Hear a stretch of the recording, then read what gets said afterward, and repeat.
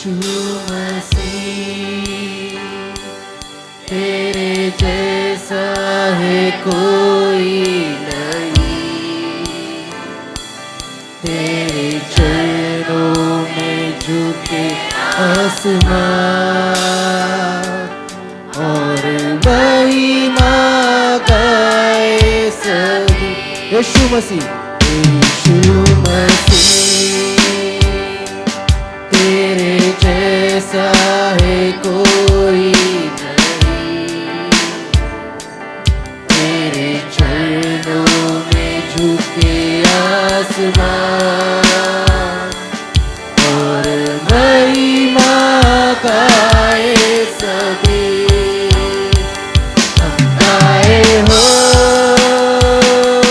सना, तू राजाओं का है राजा,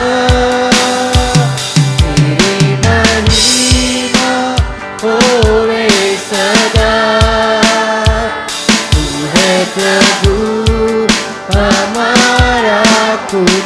हम गाए हो सना, हम गाए हो सना, तू राजाओं का है राजा,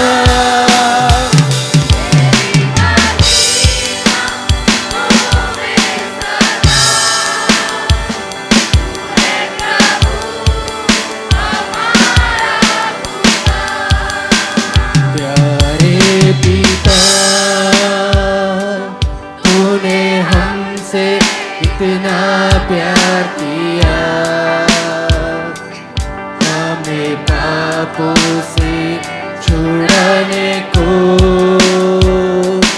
अपने बेटे को कुर्बान किया।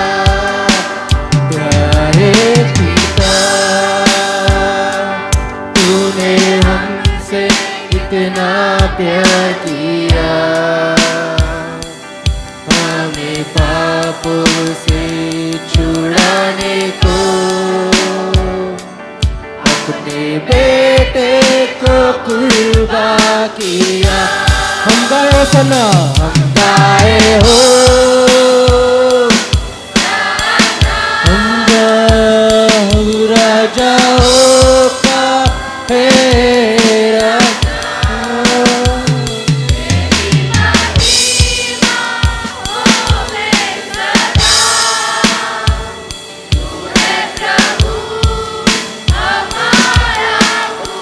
हम गाए हो सना, हम गाए हो सना, तू राजाओं का है राजा, तेरी महिमा होवे सदा। तू है प्रभु हमारा खुदा, पवित्र आत्मा साथ है तू हमारे सदा,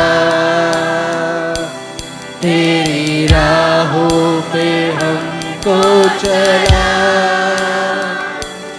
मेरे यीशु के जैसा बना, पवित्र आत्मा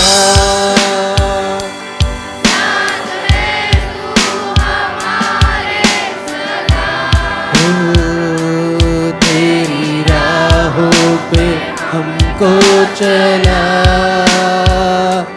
मेरे यीशु के जैसा बना। हम गाए हो सना, हो सना, तू राजाओं का है राजा, तेरी महिमा होवे सदा, हमारा खुदा। हम गाए हो सना, हो सना,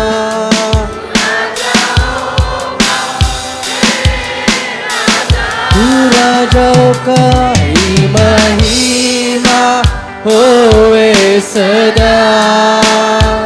तू है प्रभु हमारा खुदा।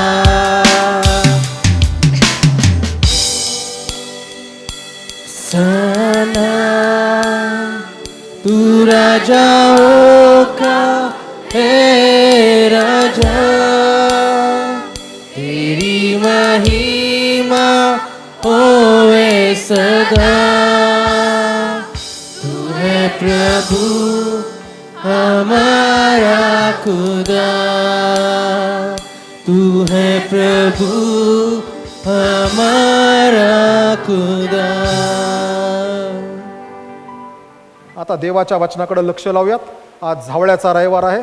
सकाळी सुंदर फेरी झाली, देवाचं वचन सांगण्यात आलं, सगळं काही झालं आणि देवाने देवाच्या आत्म्याने आज सकाळी काम केलं. लोक बरेच जण देवाचं वचन ऐकत होते आणि खात्री आहे कुठंतरी देव हे पेरलेलं वचन एक दिवस उगवेल आणि ते उगवणं आमच्या प्रार्थना आणि त्या माणसाच्या जीवनात देव जी परिस्थिती आणेल त्यानुसार एक दिवस या वचनाला तो होकारार्थी उत्तर देईल. आणि म्हणून प्रिय बंधू भगिनींनो, आजची फेरी झाली. आजच्या देवाच्या वचनाकडे जात असताना बरेच जण फेरीमध्ये नव्हते. काही जण वार्धक्यामुळं असतील, काही कामं असतील, ड्युटीवर असतील, त्यामुळे येऊ शकले नाहीत किंवा काही इमर्जन्सी असेल. परंतु आज आलेलो आहोत आणि ह्या संदेशाकडे जायच्या अगोदर जर आम्ही गजर केला नाही तर मग काही उपयोगाचं नाही. उभा राहूयात.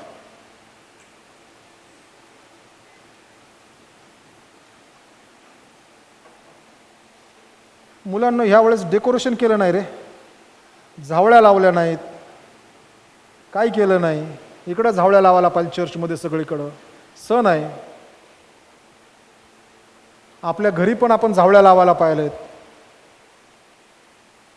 आपल्याकडे फेरी मावशी 8 पावणे 8ला काढली आपण. दौंडला पहाटे 5लाच फेरी निघते, 5:30ला. सगळे चर्चेस एकत्र फिरत फिरत फिरत फिरत फिरत बार. होसान्ना होसान्ना होसान्ना होसान्ना ऊर्ध्वलोकी ऊर्ध्वलोकी. चलो नवे चलो नवे. येशू ख्रिस्त कोणाचा? शांतीदाता, मुक्तिदाता. बोलो ईसा मसीह की. चलो नवे. बसावा. देवाच्या वचनाकडे लक्ष लावूया. 2 शास्त्रपाठ असलेले योहान कृत शुभवर्तमान आणि मार्क कृत शुभवर्तमान हे 2 शास्त्रपाठ आहेत. दोन्ही शुभवर्तमानाचे शास्त्रपाठ आहेत. योहान कृत शुभवर्तमान जे लिहिलेलं आहे ते प्रौढ ख्रिस्ती विश्वासणाऱ्यांसाठी लिहिलेलं आहे आणि मार्क कृत शुभवर्तमान जे लिहिलेलं आहे ते अजून ख्रिस्ताकडे येत असणाऱ्या लोकांसाठी लिहिलेलं आहे की त्यांना प्रभू येशू ख्रिस्त समजावा. ही दोन्ही शुभवर्तमानाची बॅकग्राऊंड आहे. आजच्या असणाऱ्या संदेशामध्ये 2 मुद्दे आहेत. पहिला मुद्दा जो आहे की त्या दिवशी येशूच्या मागं जो लोक समुदाय चाललाय ना तो एक नाही आहे. ह्याच्यामध्ये 5 गट आहेत.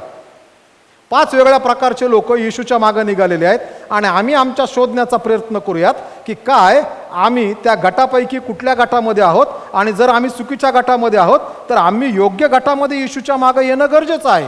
कारण की चुकीच्या माणसाला देव स्वर्गाच्या राज्यात प्रवेश देणार नाही आणि म्हणून आम्ही योग्य गटामध्ये येणं गरजेचं आहे. आणि योहान कृत शुभवर्तमानामध्ये ह्या असणाऱ्या 5 लोकांची किंवा 5 गटांची ओळख करून दिलेली आहे. त्या अगोदर ज्या वेळेस यहुदी मनुष्य, कारण की तो जो आहे तो वलांडणाचा सण आहे, वलांडणाच्या सणानुसार जगभरातून सर्व यहुदी बंधू भगिनी हे जगाच्या कानाकोपऱ्यातून त्यावेळेस माहीत असणाऱ्या जगामध्ये जेथे जेथे यहुदी बंधू भगिनी परागंदा झाले, त्यांचे देशांतर झालं, हे सगळेजण हे यरुशलेमेमध्ये येण्याचा प्रयत्न करत असत. ज्यांना यरुशलेमेमध्ये येता येत नव्हतं ते म्हणताना म्हणायचे ह्या वर्षी येते, पुढच्या वर्षी यरुशलेमेमध्ये. ते फार आवेशी असायचे. ते फार स्वतःकडे पाहत असताना नाही या वर्षी मी यरुशलेमेला जाऊ शकत नाही पण पुढच्या वर्षी मी जाईल. आणि म्हणून त्या दिवशी यरुशलेमेमध्ये वलांडणासाठी आले, वलांडण सणासाठी आलेले पुष्कळ यहुदी बंधू भगिनी जगाच्या कानाकोपऱ्यातून आले होते. आम्हाला हे पाहायला भेटतं प्रेषितांच्या कृत्याच्या 2ऱ्या अध्यायामध्ये ज्यावेळेस पवित्र आत्म्याचं आगमन होतं त्यावेळेस त्या ठिकाणी जी लिस्ट दिलेली आहे ते कोणत्या कोणत्या भाषेमध्ये बोलले, त्या त्या प्रांतामधून लोक त्या दिवशी त्या ठिकाणी उपस्थित होते आणि ते सगळं देवाचं गौरव करण्यासाठी आलेले होते. जगभरातून लोक त्या ठिकाणी आलेले आहेत सगळं काही चाललेलं आहे, नीटनेटकं होत आहे. आणि येशूची सेवा जवळजवळ 3-3.5 वर्ष त्या काळामध्ये येशूची सेवा घडत आहे. येशूविषयी बऱ्याच गोष्टी त्या ठिकाणच्या असणाऱ्या समुदायाने, म्हणजे लोकल समुदाय आणि बाहेरून आलेला यहुदी समुदाय ह्यांच्या कानावर पडत होत्या. आणि मग त्याच काळात नेमकं योहान कृष्ण शुभवर्तमानाच्या 12व्या अध्यायाच्या पहिल्या वचनात तो म्हणतो, अजून वलांडण सणाला 6 दिवस आहेत, तेव्हा येशू बेथानी आणि बेतफगे या गावामध्ये आला. वलांडण सणाला 6 दिवस अगोदर येशू बेथानी आणि बेतफगे गावामध्ये आला. तो होता शुक्रवारी येशू त्या ठिकाणी आला. शनिवारी शब्बाताचा दिवस येशू त्या ठिकाणी थांबला. आणि रविवारी येशूने यरुशलेमेमध्ये जयोत्सवाने प्रवेश केला. येशू ज्यावेळेस जयोत्सवाने प्रवेश करत आहे त्यावेळेस येशूने स्वतः तयार केलेली घटना नाही. जखर्याचं पुस्तक, त्याचप्रमाणे स्तोत्र संहिता या ठिकाणी सांगितलेलं आहे की तुझा राजा हा शांतीचा राजा आहे, म्हणून तो गाढवीच्या पिलावर म्हणजे शिंगरावर बसून तो तुझ्याकडे येणार आहे. जखर्याने केलेलं जे भविष्यकथन आहे त्या भविष्यकथनाची पूर्तता आम्हाला प्रभू येशू ख्रिस्त यरुशलेमेमध्ये प्रवेश करतो की जो विजयाने प्रवेश करतो ते आम्हाला त्या ठिकाणी पाहायला भेटतं. आणि म्हणून आम्ही जे पाहतो त्यावेळेस येशूच्या जीवनातली ही घटना जी आहे ही देवाने अगोदरच विधिलिखित करून ठेवली होती आणि ती घटना त्या दिवशी पूर्णत्वास येत असताना आम्हाला पाहायला भेटते. ह्या घटनेकडे आल्यानंतर त्या दिवशी जगभरातले सगळे यहुदी बंधू भगिनी त्या ठिकाणी आहेत आणि हे आलेले आहेत सगळे वलांडणाच्या भोजनासाठी. वलांडणाचं भोजन हे यहुदी लोकांच्या दृष्टिकोनातून एक विशेष सण आहे, कारण की त्याच दिवशी त्यांचे पूर्वज मिस्रामध्ये दास्यगृहामध्ये असताना 430 वर्ष मिस्राचं दास्य केल्यानंतर देवाने त्या रात्री मिस्रामध्ये त्यांना वलांडणाचा यज्ञ पशु मारण्यासाठी सांगितला. आणि त्या रात्री हे सगळेजण वलांडणाच्या यज्ञ पशु ज्या रात्री मारला त्या रात्री हे सगळेजण मिसर देश सोडून ते बाहेर निघाले. देवाने त्यांना गुलामगिरीतून बाहेर आणलं. त्याची असणारी गोष्ट अशी आहे, देवाने मोशेला पाठवलं आणि मोशे त्या लोकांकडे गेल्यानंतर मोशेला देवाने सांगितलं होतं, हा फारो काय लगेच तुझं ऐकणार नाही, त्याच्यावरती मी वारंवार पिढा आणेल, त्याचं मी मन कठीण करत जाईल.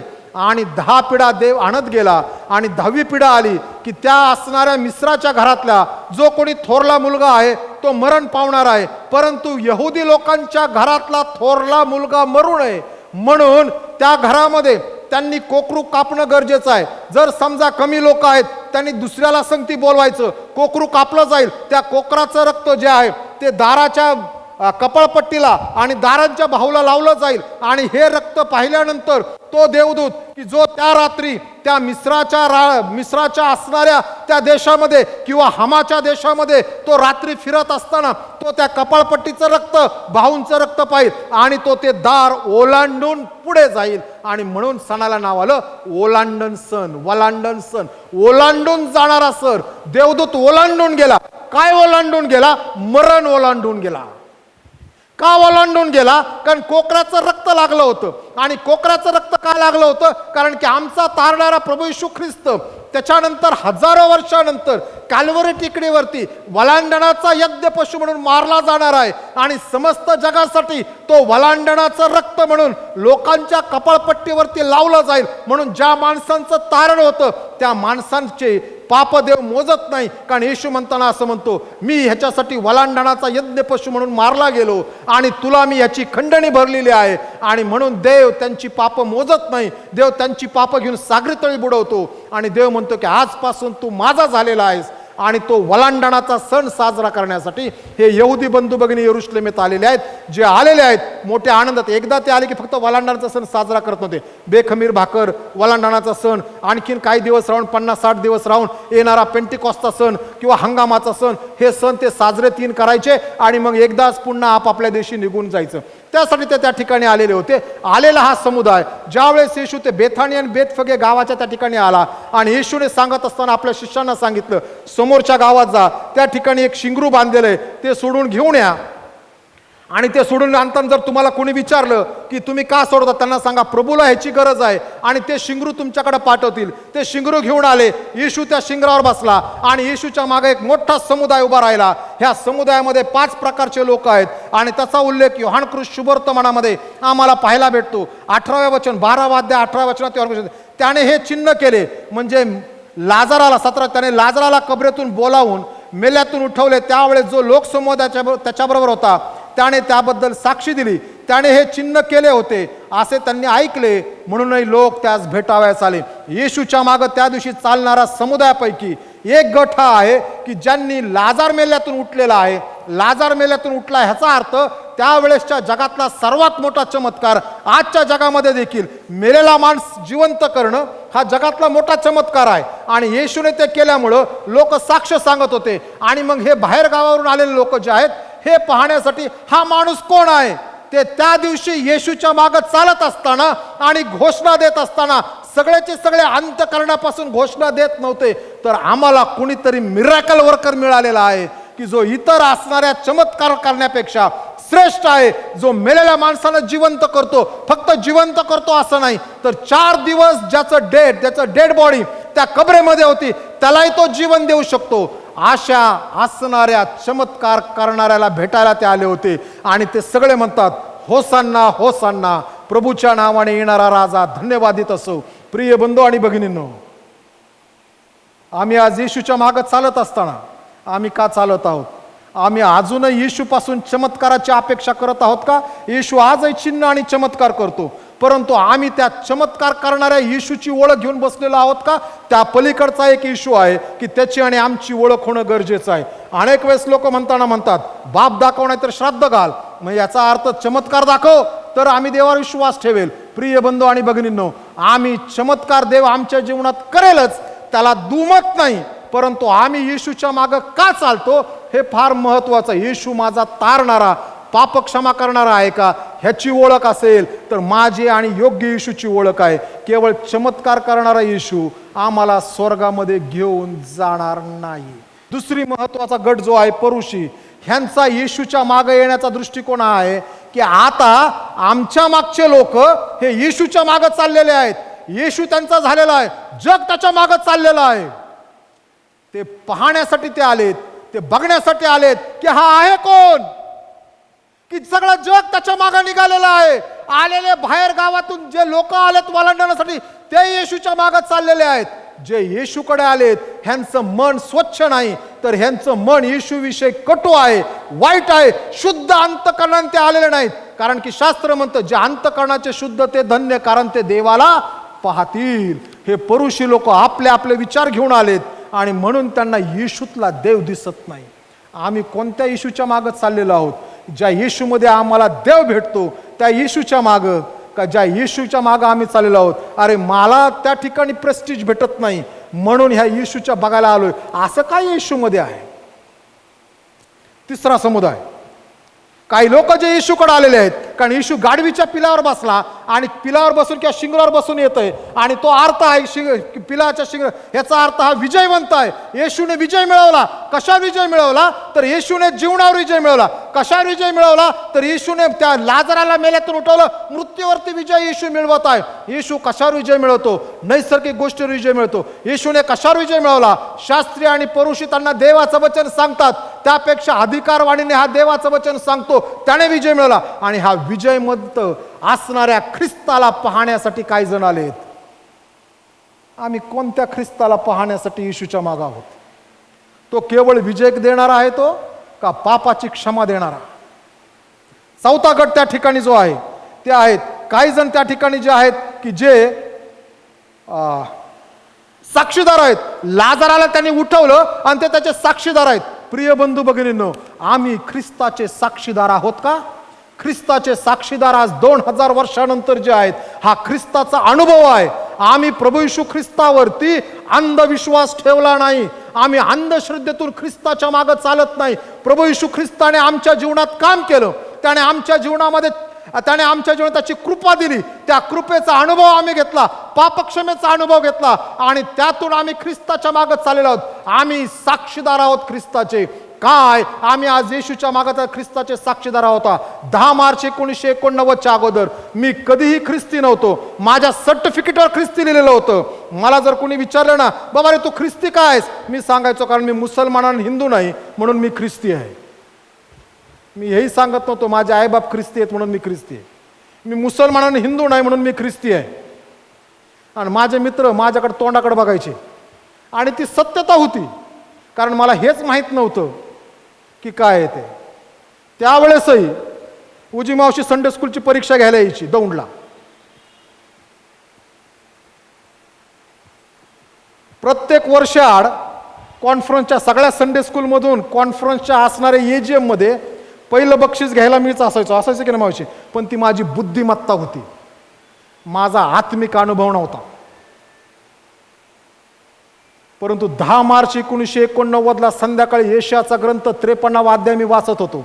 आणि तो वाचत असताना देव म्हणाला, तू पापी आहेस. आणि माझ्या पापांचा लेखाजोखा माझ्या समोर आलं. आणि मी विचारलं, देवा काय करू? आणि तिथे लिहिलंय, त्या पिढीच्या लोकांपैकी असा कोणी विचार केला काय की हा आमच्या अपराधासाठी घायाळ झाला? आणि मी म्हणालो, हो, हा माझ्या अपराधासाठी घायाळ झाला. आणि त्या दिवशी मला प्रभू येशू ख्रिस्तापासून पापक्षमा मिळाली. आणि तेव्हापासून मी येशूचा साक्षीदार झालो. आणि प्रिय बंधू, त्याच्यानंतर लोकांनी मला मित्र अरे तू का ख्रिस्ती आहेत? आणि मी माझी साक्ष सांगू लागलो, मी का ख्रिस्ती? कारण मला पापाची क्षमा मिळाली. आम्ही ख्रिस्ताचे साक्षीदार आहोत. आमच्याविषयी लोक बाहेर काय आमच्याविषयी लोकांकडे काय साक्ष आहे? लोक म्हणतात का हा खरंच ख्रिस्ती आहे? कधी कधी लोक म्हणतात अरे हा माणूस खरंच ख्रिस्ती आहे. आणि मला आनंद वाटतो. गावात कधी कधी उभा असतो आणि लोक ह्या माणसाविषयी त्या माणसाविषयी त्या माणसाविषयी ते म्हणतात ते ख्रिस्ती आहेत म्हणून असे आहेत. पण काय विषय म्हणतात ते ख्रिस्ती आहेत होय? कारण की ख्रिस्ताचं ख्रिस्ती पण दिसत नाही. ख्रिश्चन ह्या शब्दाचा असणारा जो अर्थ आहे तो ब्रदर अँड्रू जे आहेत त्यांचं पुस्तक आहे गॉड चेंज्ड हिज माइंड, त्याच्यामध्ये वाक्य लिहितात असं म्हणतात, ख्रिश्चन या शब्दाचा अर्थ आहे लिटल ख्राइस्ट. आम्ही प्रत्येक जण लहान लहान ख्रिस्त आहोत की ज्याच्याकडे पाहून लोकांना वधस्तंभावरचा ख्रिस्त भेटतो आणि त्यामागे लोक चालतात. प्रिय बंधू भगिनींनो, आम्ही साक्षीदार आहोत का? आम्ही कुठल्या येशूच्या मागं चालतो? आणि पाचवा महत्वाची जी गोष्ट आहे की येशूचे शिष्य तिथले हे सगळं घडत असताना शिष्यांच्या काय लक्षात आलं नाही.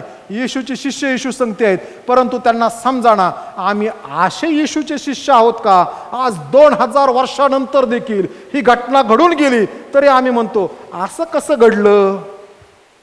हेच का घडलं? माझे आवडते लेखक आणि स्पीकर आहेत, त्यांचं एक वाक्य आहे, फार सुंदर वाक्य आहे. डॉक्टर रवी झकरियास त्यांचं वाक्य आहे, if it has been mention in the word that Jonah swallowed the fish I would have believed. ते म्हणतात जर माझ्या बायबलमध्ये किंवा माझ्या पवित्र शास्त्रात लिहिलं असतं की योनाने माशाला गिळलं तरी मी विश्वास ठेवला असता, कारण की ते बायबलमध्ये लिहिलेलं आहे. प्रिय बंधू आणि भगिनींनो, आम्ही इतक्या वर्षानंतर आजही ख्रिस्ताकडे आल्यानंतर शिष्यांसारखी आमची अवस्था आहे का? कारण शिष्यांना अजून ख्रिस्ताचं पुनरुत्थान माहीत व्हायचं होतं, ख्रिस्तापासून पापक्षमा प्राप्त व्हायची होती, पवित्र आत्म्याचं आगमन व्हायचं होतं. आम्ही पिढ्यानपिढ्या वर्षानुवर्ष आम्ही झावळ्याचा रविवार साजरा करत आहोत, पण आम्ही अजूनही त्या शिष्यांसारखे आहोत का? अरे मला अजूनही समजत नाही. या दृष्टिकोनातून आम्ही येशूच्या मागे चाललोत का? आणि मग मॉब सायकॉलॉजीमध्ये येतो. हा म्हणतो होसांना म्हणून मी म्हणतो होसांना, हा कपडे टाकतो म्हणून मी कपडे टाकतो. प्रिय बंधू भगिनींनो, आज 2000 वर्षानंतर आम्ही येशूच्या मागे चालत असताना मी येशूचा साक्षीदार म्हणून येशूच्या मागे चालत आहे का? माझ्या साक्षीच्या द्वारे लोकांनी देवाचं गौरव केलं पाहिजे.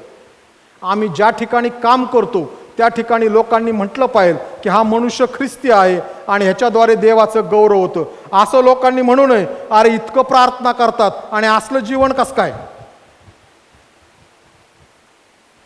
प्रिय बंधू आणि भगिनींनो, ह्या झावळ्याच्या रविवारी 5 पैकी मी कुठं आहे? आणि योग्य माणूस आहे की जो ख्रिस्ताचा खरा साक्षी आहे. ख्रिस्ताचा खरं साक्षी होणं गरजेचं आहे. दुसऱ्या मुद्द्याकडे येऊयात. मार्कुस शुभवर्तमान याचा असणारा 11व्या अध्यायामध्ये या ठिकाणी आल्यानंतर येशूने त्यांना सांगितलं बेथानी बेतफगे गावामध्ये पुढच्या गावात जा. त्या गावात गेल्यानंतर त्या ठिकाणी तुम्हाला एक शिंगरू बांधलेलं दिसेल, जाऊन ते शिंगरू सोडून आला. जर तुम्हाला विचारलं की तुम्ही हे का सोडता तर त्यांना सांगा ह्याला प्रभूची गरज आहे, ह्याची प्रभूला गरज आहे, किंवा हा प्रभूसाठी गरजवंत आहे. प्रिय बंधू आणि भगिनींनो, येशूने सांगत असताना शिष्यांना सांगितलं मागं जा, गावात जा. गावात गेल्यानंतर काही लोक तुम्हाला वाटतं त्याला सांगा प्रभूला ह्याची गरज आहे. प्रिय बंधू आणि भगिनींनो, आज झावळ्याच्या रविवारचा संदेश ऐकत असताना प्रभूला आज पुन्हा कशाची तरी गरज आहे. पुन्हा प्रभूला गरज आहे. प्रभूला गरज आहे. कशाची गरज आहे तर प्रभूला पुन्हा त्या शिंगराची गरज आहे. पुन्हा त्या शिंगराची गरज आहे. ते शिंगरू असं आहे की ज्या शिंगरावर येशू ख्रिस्त बसला होता. एका चित्रकाराने फार सुंदर चित्र काढलेलं आहे. हे चित्र मी नेहमी जेथे कोठे असेल गुड फ्रायडे ईस्टरला तेथे मी जवळजवळ सांगण्याचा प्रयत्न करतो. ह्या चित्र काढलंय आणि त्या ठिकाणी दाखवलेलं आहे की तो सोमवार आहे आणि सोमवारच्या दिवशी जे चित्र आहे त्या चित्राकडे पाहिल्यानंतर ते शिंगरू आणि शिंगराची आई गाडवीन दोघं जण उभा आहे आणि तो शिंगरू जे आहे सारखं त्या वाटेकडे बघतं, इकडे बघतं, इकडे बघतं, इकडे बघतं, चौफोर नजर मारतं आणि ते बघितल्यानंतर त्याची आई त्याला विचारती, बाळा काय झालं, बाळा काय झालं. तो म्हणाला, काल मी ह्याच वाटेवरून चाललो होतो. ह्या वाटेवरून जात असताना लोक झाडाच्या फांद्या सोडून टाकत होते, झावळ्या तोडून टाकत होते, लोक वस्त्र टाकत होते, अंगातले कपडे टाकत होते आणि लोक जोर जोरात ओरडत होते, Hosanna Hosanna, दाविदाच्या पुत्राला Hosanna, Hosanna Hosanna, प्रभूच्या नावाने येणारा राजा धन्यवादित असो. आणि ती आई हसली आणि आपल्या त्या लहान पिल्लाकडे पाहून म्हणली, बाळा काल येशू तुझ्यावर बसला होता म्हणून तुला सन्मान होता. जोपर्यंत येशू तुझ्या संगती आहे तोपर्यंत तुला सन्मान आहे. प्रिय बंधू आणि भगिनींनो, येशू ख्रिस्तासाठी आम्ही गाढव झालं तरी चालेल, कारण की येशू शिवाय आम्हाला सन्मान नाही. आमचा केवळ सन्मान जर असेल येशू शिवाय तर हा पोकळ आहे, हा चेपलेला बोरू आहे, हा निष्कलंक, हा निष्फळ आहे. त्यातून आम्हाला कुठलंही प्रतिफळ मिळणार नाही. आणि म्हणून येशूसाठी गाढव असणं गरजेचं आहे. आणि मला आयुष्यभर येशूचं शिंगरू व्हायला आवडेल. आज देवाचं वचन सांगत असताना पण येशूचं शिंगरू म्हणूनच वचन सांगत आहे, कारण जे देव देतो तेच सांगतो. आणि त्या शिंगराविषयी म्हणले, याला प्रभूची गरज आहे. ज्या वेळेस तो जातो, गेल्यानंतर मध्ये एक माणसं विचार, अरे का सोडतात, आणि तो म्हणतो प्रभूला याची गरज आहे. ज्याचं गाढव आहे, ज्याचं त्या गाढवाचं पिल्लू आहे त्याचा काही संबंध नाही. दुसरा विचारतो, प्रिय बंधू भगिनींनो, ज्या ज्या वस्तूंची देवाला गरज आहे ते देवासाठी देणं गरजेचं आहे. ज्या वेळेस आम्ही दाविदाच्या घरी येतो, दाविदाच्या घरी शमूएल राजा, शमूएल संदेष्टा किंवा याजक त्या आपल्या असणाऱ्या शिंगामध्ये अभिषेकाचं तेल घेऊन आला आणि तो म्हणतो, मला आज देवाने या ठिकाणी पाठवलं अभिषेक करण्यासाठी. तो फिरत राहतो आणि एकामागे एक भाऊ येत राहतात आणि देवाचा आत्मा पहिला आल्यानंतर शमूएलला असं वाटतं, हा योग्य आहे. जगाचं पाहणं आणि देवाचं पाहणं यामध्ये जमीन आसमानचा फरक आहे. मनुष्य बाह्य स्वरूप पाहतो, देव अंतकरण पाहतो. आणि त्या दिवशी शमूएलाच्या समोरून पहिला भाव आला, उंचापुरा, देखना, मिलिटरीमध्ये काम करणारा. आणि देव म्हणतो, हा नाही बरोबर, मला नाही आवडला, हा माझ्या सेवेसाठी उपयोगाचा नाही. एका मागून एक सगळे गेले आणि मग शेवटचा आला. सगळे संपले आणि शमूएलाला प्रश्न पडला, हेच ते घर आहे का की ज्या घरामध्ये देवाने मला पाठवलंय? बेथेल इशायकर हाच आहे, मग अजून कसं? आणि मग शमूएलाने विचारलं, अरे तुला अजून मुलगा आहे का? हो हो आहे, तो रानात. त्या काळामध्ये शमूएल एखाद्या माणसाच्या घरी आला ना, तो सण असायचा, सण. आम्ही खेडेगावात जातो ना, त्या घरांना असं वाटतं सण आहे. त्यांना काय करून काय नाही असं होतं. त्यांना वाटतं सण आहे त्यांच्या घरात. आपल्याकडे पाळक घरी आले की लोक म्हणतात, बसा बसा मी आलो जाऊन. प्रार्थनेला पण लोक थांबत नाहीत अनेक वेळेस. कळत नाही म्हणजे आशीर्वाद पण नको आहेत, अशी अवस्था आपल्या लोकांनी आपल्या स्वतःची करून घेतलेली आहे. कारण शास्त्र म्हणतं, ज्या वेळेस पाळक घरी येतो, देवाचा सेवक घरी येतो, तो देवाचे आशीर्वाद घेऊन येत असतो, देवाची शांती घेऊन येतो. कारण देवाने आम्हाला अभिवचन दिलं, त्या घरात गेला की जाऊन म्हण, तुला शांती लाभो. बरोबर आहे ना, शांती लाभो. आणि शास्त्र सांगतं, जर ते कुटुंब शांतीच्या लायक असेल तर शांततेत राहील, अन्यथा जी शांती असेल ती निघून येईल. प्रिय बंधू आणि भगिनींनो, हा त्या ठिकाणी म्हणतात, कोण आहे? तो म्हणतो, एक आहे. घरामध्ये उत्सव चाललाय, दावीद मात्र जंगलामध्ये मेंढरे राखतोय. तो म्हणतो, बोलवून आण. त्याला बोलवून आणलं आणि परमेश्वर म्हणतो, हाच तो आहे की ज्याला मी निवडलेला आहे, हा माझ्या मनासारखा आहे. प्रिय बंधू भगिनींनो, देवाला कोणाची गरज आहे की जो देवाच्या मनासारखा आहे, देवाच्या मनासारखा विचार करणारा आहे. 1 तारखेला जानेवारीचं आपण गीत गायलं, इच्छा प्रभूची, इच्छा माझी, इच्छा प्रभूची, द्वैत असे उरले. माझ्या इच्छेत आणि प्रभूच्या इच्छेमध्ये आता फरक नाही. आमच्या दोघांच्या इच्छा एकच झाल्यात. आता मार्चच्या शेवटी आलोय. 2.5-3 महिन्यामध्ये आम्ही देवासारखा विचार करतो का हो, का आम्ही जगासारखा विचार करत आहोत? प्रभूला याची गरज आहे. ज्याची गरज प्रभूला आहे, देवाला तेच हवं आहे. म्हणून ज्या वेळेस निवास मंडप बांधला गेला त्यावेळेस देवाने सांगितलं, मला तहशिशाची कातडी पाहिजे, मला किरमिजी रंगाचे कपडे पाहिजे, मला चांदी पाहिजे, मला सोनं पाहिजे, मला पितळ पाहिजे, मला हे नको, मला ते नको, मला बाबळीचंच लाकूड हवंय. त्यावेळेस त्या ठिकाणी देव दारू आणि चांगले, देव म्हणतो मला पण बाबळीचंच लाकूड हवं आहे. देवाला जे हवं आहे ते देवाला माहीत आहे आणि ते दिल्यानंतर आशीर्वाद भेटतात. आणि देवाला त्या दिवशी ते शिंगरू पाहिलं होतं. आमच्याकडे एखादं शिंगरू आहे का हो, की देव म्हणतो ते मला दे आणि त्या शिंगराला मी खुट्टीला बांधून ठेवलंय? एखादं शिंगरू आहे का की जे देवाला हवंय, देव म्हणतो हे सोड माझ्यासाठी, मला हे घेऊन जायचंय, माझी बुद्धिमत्ता, माझ्या बुद्धीवर माझा फार विश्वास आहे, असं जर आम्हाला वाटत असेल तर देव म्हणतो मला तुझ्या बुद्धिमत्तेचं शिंगरू हवंय ते सोड.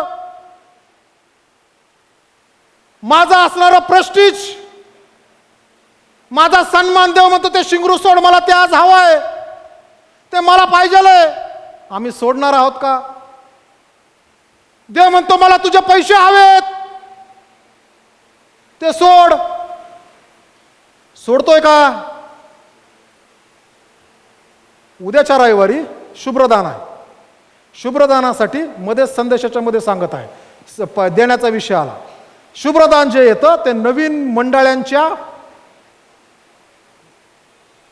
खेड्यापाड्यांमध्ये जे आम्ही चर्चेस बांधणार आहोत त्यासाठी हे शुभ्रदान आपण तिकडे टाकत आहोत. प्रिय बंधू भगिनींनो, आम्ही सगळेजण वर्षभर पैसे कमवतो, त्यातला एका दिवसाचा पगार शुभ्रदानामध्ये आम्ही टाकणं गरजेचं आहे. उदाहरणार्थ माझा पगार 30,100 आहे. ह्याचा अर्थ मी देवाला 100 रुपये माझा एका दिवसाचा पगार द्यायचा, बरोबर? हा, माझं गणित पूर्वीपासून कच्चं आहे. हा, माझा पगार 30,100 आहे, मी देवाला पाकिटात टाकून 100 रुपये द्यायचे, माझा एका दिवसाचा पगार किती होतात मग? अहो 30 महिन्याचे 30 दिवस, मग 100 रुपये झाले ना.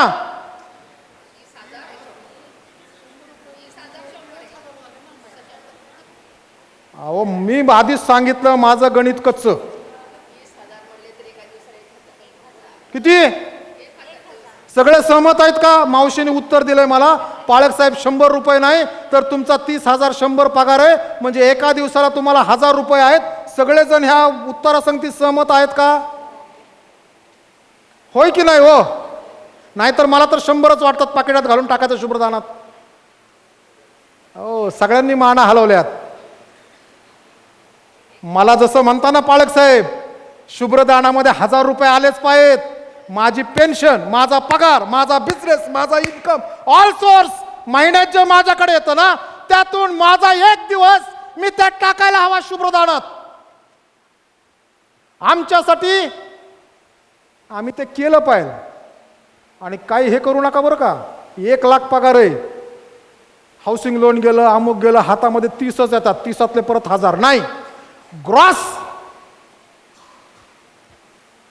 आम्ही 1 दिवसाचा पगार टाकायला पाहिजे. देव जर म्हणतो ना दे, माझे पैसे जर देव मागत आहे ना, आम्ही देवाला पैसे, माझं शिंगरू मोकळं केलं पाहिजे. कधी कधी माझ्या तोंडामध्ये जर समजा असेल, मी माझं माझे माझं माझं नेहमीचं वाक्य आहे. विल्यम बार्कले नावाचे देवाचे सेवक, ते एक माझे चांगले लेखक आहेत की ज्यांच्याविषयी मी भरपूर वाचतो, आणि त्यांचं एक वाक्य एका पुस्तकात म्हणतात, this world is full of mind and thine. हे जग कशाने भरलेलं आहे? तुझं आणि माझं, तुझं आणि माझं. ज्या वेळेस जगातून तुझं माझं, माझ्या तोंडात जर माझं माझं असेल तर देव म्हणतो असते माझं माझंचं शिंगरू सोड. ते शिंगरू अजून बांधून ठेवले खुट्टीला. तुम्हाला माहिती आहे का मी कुठं आलाय? पाहिला बायबलमध्ये जर आम्ही अभ्यास केला तर मी कुठं आला? मी हा, मी काय त्याचा? अहो त्याच्या अगोदर लुसिफर. कोण म्हटलो?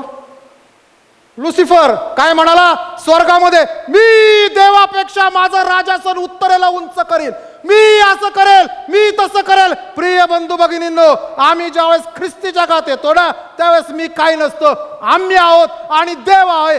देवाने ते केलेलं आहे. अनेक वेळेस मला आनंद आहे तरुण मंडळीविषयी. की जी माझ्या हाताकडून बाप्तिस्मा घेऊन गेली, ही म्हणतानाच म्हणते देवाची कृपा आहे, देवाने सांभाळलं, देवाने केलं, देव करतो हे म्हणतात. आम्ही प्रौढ मंडळी म्हणतात मी मी मी मी. अहो कुठून मी? श्वास अडकला की संपलं ना. मी काही करत नाही, देव माझ्याकडून करून घेतो. आज देव विचारतोय त्या खुंटीला जर ते मीच शिंगरू बांधला असेल ना, ते सोड. माझी इच्छा आहे ते माझ्या संगती यावं आणि इथून पुढे आम्ही म्हण. सध्याच्या असणाऱ्या मॅरेज काउन्सिलिंग, प्री मॅरिटल काउन्सिलिंगमध्ये एक गोष्ट सध्या सगळीकडे शिकवली जाते, मग ते ख्रिश्चन असो की नॉन ख्रिश्चन असो. आणि नवीन लग्न होणारे मुलं आणि मुलींचं सांगितलं जातं, लग्न झाल्यानंतर तुम्ही असं म्हणायचं नाही मी आणि माझं, आता म्हणायचं आम्ही आम्ही आम्ही. कारण आता तुमच्या दोघांचं आहे आणि आम्ही म्हणायला शिकायला पाहिजे, कारण की त्या आम्हीमध्ये सगळं लपलेलं आहे. देव विचारतोय काय ते मीच शिंगरू बांधलंय का त्या खुंटीला, ते सोड. मला ते आज गरजेचं आहे. देव विचारतो मला ह्याची गरज आहे, माझ्याकडे वेळ नाही देवाकडे यायला. देव विचारतो ते सोड. तुझ्याकडे वेळ आहे ते सोड. नाही म्हणतो ना तू वेळ, ते सोड. मला त्याची गरज आहे. मला बायबल वाचायला वेळ नाही, ते सोड. तुझ्याकडे वेळ आहे, तू नाही म्हणतोस पण तुझ्याकडे आहे, मला माहित आहे. प्रिय बंधू भगिनींनो, आज झावळ्याच्या रविवारच्या दिवशी प्रभूला आमच्या जीवनातली कशाची गरज आहे? देव आम्हाला म्हणतो का जेवण सोड? म्हणल ना, जर आमचं जेवण देवापेक्षा श्रेष्ठ होत असेल तर ती मूर्तीपूजा झाली. मूर्तीपूजा म्हणजे काय? सर्व समर्थ त्रैक देवापेक्षा जे श्रेष्ठ होत आहे ते म्हणजे मूर्तीपूजा. देव आज विचारत आहे, जर तू जेवणासाठी श्रेष्ठ, तुझ्याकडे जेवण जर तुझ्यासाठी श्रेष्ठ असेल तर ते सोड. शास्त्र सांग तू खादाड असेल तर आपल्या गाड्याला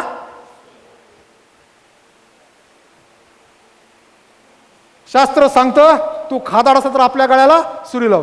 मी संदेश देतोय, माझ्याकडे बघा, मला माहिती आहे काय होणार आहे थोड्या वेळाने, माझ्याकडे माहिती आहे है ना. बर संदेश, तू खादाड असेल, जर माझं खादाडपण, माझं जेवण देवाचा अपमान करत असेल तर देव म्हणतो ते सोड. माझं बसणं आणि उठणं, ज्या ठिकाणी मी बसत आणि उठत आहे तो जर देवाचा अपमान करत आहे, देव म्हणतो ते मोकळं कर ते शिंगरू, कारण ते मला हवंय, मी माझ्या संगती घेऊन जातो. कारण नंतर मी वधस्तंभाकडे निघालोय, वधस्तंभाच्या पायथ्याशी सोडायला गरजेचं आहे. प्रिय बंधू भगिनींनो, आज देव आमच्या जीवनामध्ये असं काय म्हणत आहे की हे शिंगरू मला हवंय, याची गरज मला आहे, की जे माझ्या आणि ख्रिस्ताच्या मध्ये अडखळ म्हणून उभा राहिलेला आहे, आज ते शिंगरू ख्रिस्ताकडे घेऊन जाणं गरजेचं आहे. एकदा ख्रिस्त त्या शिंगरावर बसला ना की मग त्या शिंगराचं शिंगरू पण राहत नाही, त्याची ती गोष्ट लयच जाते आणि जय जयकार होतो तो ख्रिस्ताचा. आमच्या जीवनामध्ये अशी काय गोष्ट आहे की ज्यामुळं लोक आमचा जय जयकार करत आहेत आणि ख्रिस्ताचं गौरव होत नाही? प्रभू येशू ख्रिस्त म्हणतो की संत पाऊल म्हणतो त्याच्या पत्रामध्ये, ज्याप्रमाणे मोशेने अरण्यात सर्प उंच केला त्याप्रमाणे ख्रिस्ताच्या पुत्राला तुम्ही उंच करा, म्हणजे जग त्याकडे आकर्षित होईल. आज आम्हाला ख्रिस्ताला उंच करण्यासाठी आमचं शिंगरू ख्रिस्ताकडे देणं गरजेचं आहे. शास्त्र दुसरीकडे म्हणतं, मला यज्ञ नको, मला आज्ञा पालन हवं. माझ्या आज्ञा पालनासाठी ख्रिस्त आज हाक मारतोय. मी तुझ्याशी बोलत आहे, हाक मारत आहे, तू ऐक. समारोपाला आलो. यशाचा ग्रंथ 6वा अध्याय. येशया देवाच्या मंदिरामध्ये आला आणि आल्यानंतर येशाने पाहिलं देवाचं मंदिर देवाच्या पवित्रतेने सोंग्याने गच्च भरलेलं आहे आणि येशया दाराकडेच थांबला आणि येशया म्हणतो, हाय हाय, आता माझं वाईट झालं, मी अशुद्ध ओटांचा आणि अशुद्ध ओटांच्या लोकांमध्ये मी राहत आहे.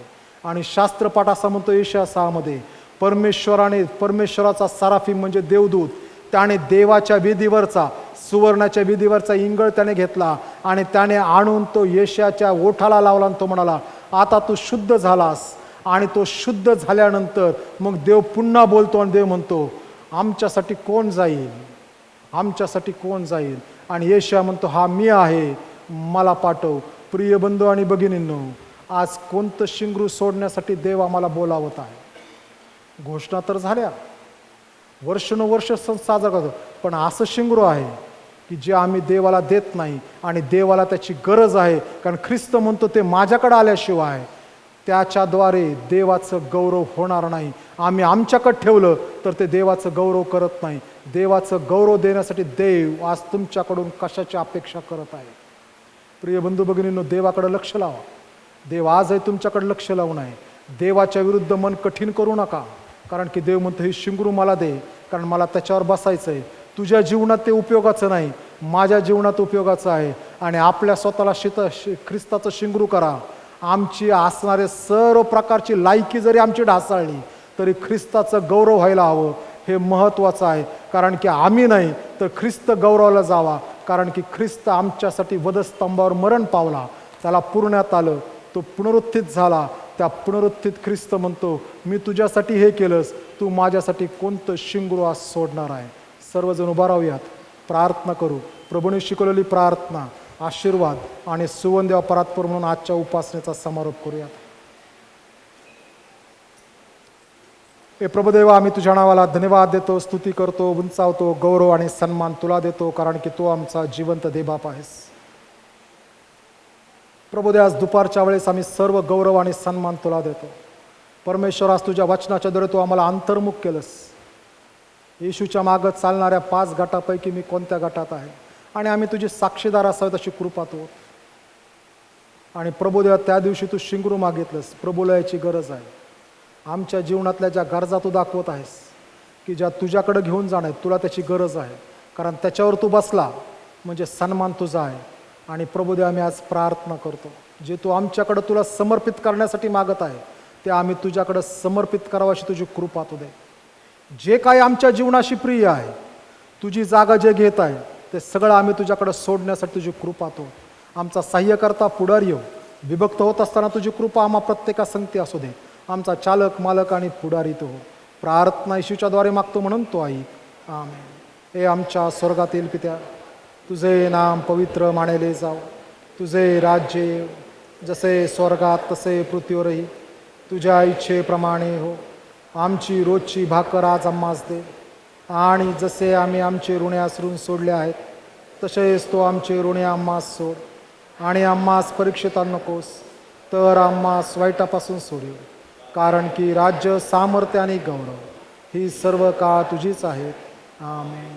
आता शांतीने जा आणि सुखाने राहा, म्हणजे देव जो बापाची प्रीती, तारणाऱ्या प्रभू येशू ख्रिस्ताची कृपा आणि प्रेमळ पवित्र आत्म्याची सहभागिता आम्हातील प्रत्येकाबरोबर, देवाच्या सर्व लेकरांबरोबर, आणि आज विशेष करून ज्यांनी शिंगरू सोडण्याचा निर्णय घेतला त्या प्रत्येक व्यक्तीबरोबर आता आणि येशूचे दुसरेने होईपर्यंत असो. आमेन.